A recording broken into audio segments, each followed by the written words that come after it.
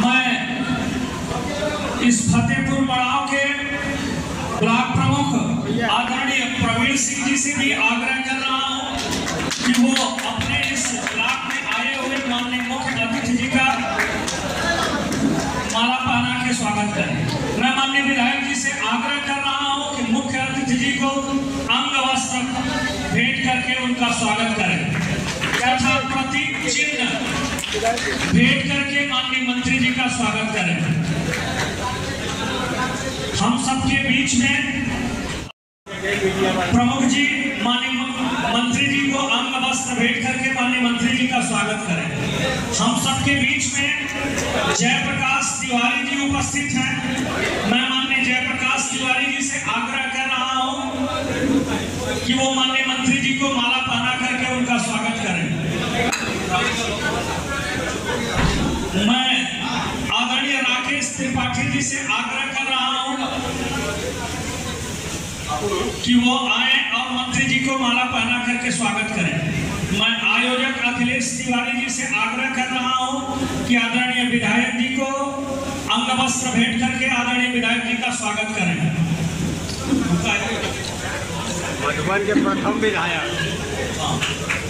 मैं राहुल त्रिपाठी जी से भी आग्रह कर रहा हूं कि वो आए और माननीय मंत्री जी को माला पहना करके उनका स्वागत करें।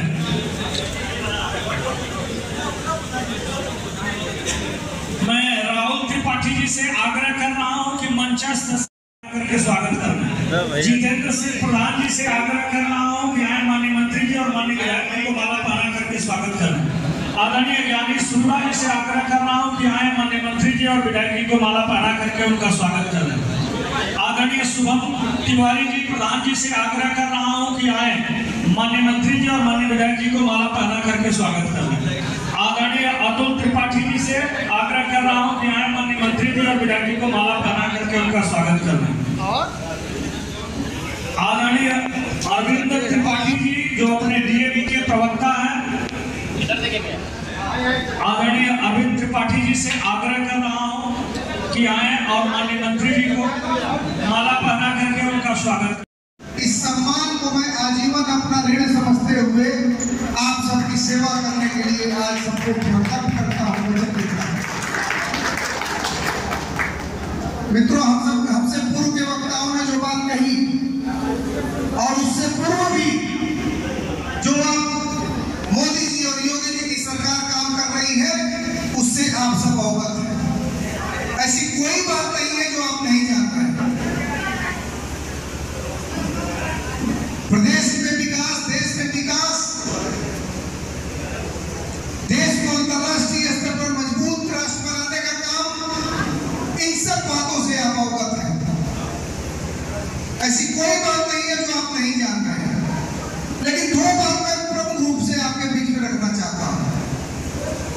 जब से आप सबकी ताकत से, आप सबके मेहनत से प्रदेश में और देश में केंद्र की सरकार बनी है, तब से लगातार देश एक मजबूत दिशा की तरफ जा रहा है।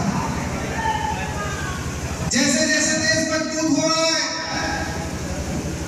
जैसे जैसे विकसित राष्ट्र बनने की तरफ एक एक कदम आगे बढ़ रहा है, वैसे वैसे भारत विरोधी शक्तियां भारत को कमजोर करने के लिए सक्रिय हो रही है।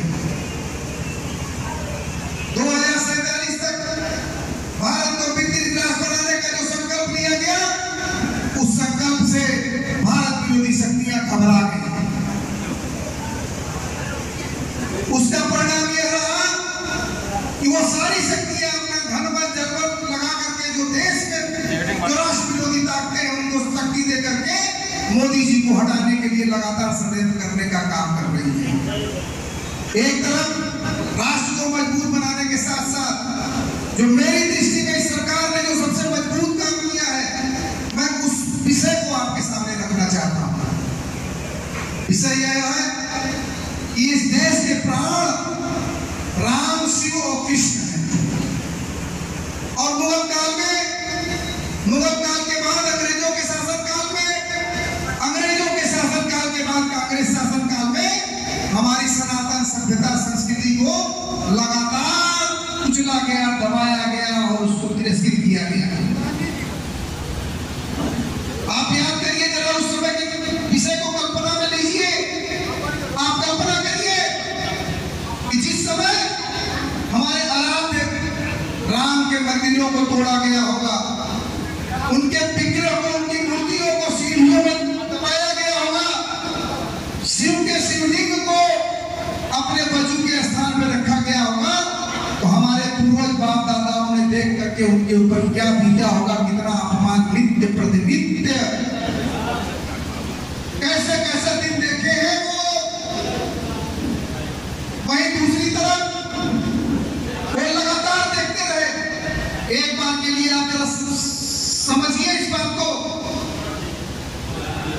मुगल काल था, उनका शासन था, उनकी सत्ता थी, उनकी सेना थी।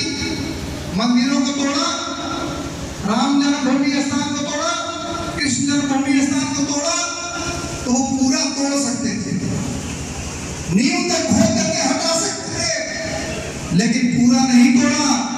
केवल विग्रह को तोड़ा, मूर्ति को तोड़ा और गुंबज को तोड़ा और उसको छोड़ दिया यह दिखाने के लिए कि देखो देखो, ताकि रोज रोज टिफिन करके मरो। आप कल्पना करिए कि हमारे माता या पिता के साथ अगर कोई अपमान करे तो हमें कैसा आभास होगा, हमें कितनी पीड़ा होगी, कितनी दुख होगी, कितनी तकलीफ होगी।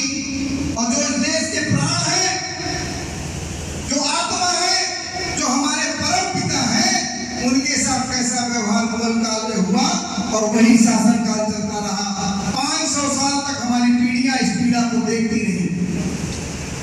लेकिन आप सबकी ताकत से, आप सबके एक वोट देने से देश में एक ऐसी मजबूत सरकार बनी कि हमारे इस कलंक को धो करके, जहां रामलला के अपमान को हमारी पीढ़ियों ने तिल-तिल करके देखा, उनको यह सौभाग्य नहीं प्राप्त हुआ। मन में सपना लिए हुए प्राण त्याग किए। हम सब परम सौभाग्यशाली हैं कि उस पूरे क्षण के साक्षी बने हैं। और जनवरी में रामलला मंदिर बन करके तैयार है, भव्य मंदिर में हमारे प्राणधन रामलला का विराजमान हुआ। ऐसी शक्तियां देश में, प्रदेश में जो शासन काल चला है, दो महत्वपूर्ण परिवर्तन देख रहा हूं। विकास तो हो ही रहा है, मजबूत राष्ट्र बनने की तरफ देश आगे बढ़ रहा है, लेकिन जो महत्वपूर्ण इस देश में बदलाव देख रहा हूं कि एक हमारी सनातन और सभ्यता और संस्कृति का लगातार सम्मान बढ़ रहा है। जहां उसका स्थान होना चाहिए था, वहां उस स्थान पे पहुंचाने के लिए सरकार जो काम कर रही है, वो समाज में और गांव में एक एक बच्चे में दिखाई पड़ रहा है। दूसरी तरफ एक समय ऐसा शासन काल आया इस सरकार से पहले कि माफिया मंडल यह प्रदेश हो गया था। हर जगह के माफिया, हर गांव में माफिया पैदा होने की स्थिति बन गई थी। यहां तक कि मैंने जो महसूस किया कि हर नौजवान एक माफिया को अपना आदर्श समझने लगा था। वो भी सपना देखने लगा था कि हमको भी फलाने जैसा माफिया बनना है। आज उन माफियों का हश्र जो योगी जी ने किया है, तो आज कोई नौजवान अब माफिया बनने का भी सपना नहीं देख रहा है। कितना बड़ा परिवर्तन समाज में आया है। इसलिए मैं, आप सब प्रबुद्ध लोग हैं, आप सब बात जानते हैं, एक एक बात जानते हैं, तो केवल मैं एक निवेदन आपसे आपके बीच करने आया हूँ कि ऐसी सरकार जो हर दिशा में काम कर रही है, देश को मजबूत राष्ट्र बनाने की दिशा में काम कर रही है, प्रदेश को एक उत्तर प्रदेश बनाने की दिशा में काम कर रही है, सनातन को, हमारे पूर्वजों के समय जो आदिकाल में सनातन का जो सम्मान होता था, उस सम्मान को पुनः स्थापित करने का काम कर रही है। तो जो ऐसी काम कर रही है, तो ऐसा सरकार के ताकत देवे के चाहिए ना, ताकत देवे के चाहिए नहीं, तो तैयार हो कमाल बात में ऐसा सरकार के ताकत देवे के चाहिए ना। तो ऐसा सरकार के ताकत मिली को जब अरविंद राजभर सांसद बन के जाएंगे, अरविंद राजभर सांसद बनिए को जब 1 तारीख के छड़ी के बटन पर मोहर लगाइबा, तो आज हम ये सब संकल्प लेके जाएंगे कि हम अपना वोट तो देंगे ही, अपने वोट के साथ साथ जितनी हमारी शक्ति है, उस शक्ति को 1 तारीख को अधिक से अधिक वोट दिलवा करके मोदी जी के हाथों को मजबूत करने के लिए घोषित लोकसभा का जो 400 कमल, 4 तारीख को 400 कमलों की माला जो मोदी जी पहनेंगे, उस माला में घोषी का कमल का फूल सबसे बड़ा होगा। इस संकल्प के साथ हम लोग यहाँ से उठेंगे। आप सब सहमत हैं? सबसे बड़ा कमल का फूल घोषी का होगा ना? तो इसी उद्घोष के साथ पुनः जय श्री राम, जय जय श्री राम, जय जय श्री राम। धन्यवाद। मैं पूर्व मंत्री का हार्दिक स्वागत करते हुए इस सभा की कार्रवाई को समाप्त करते हैं।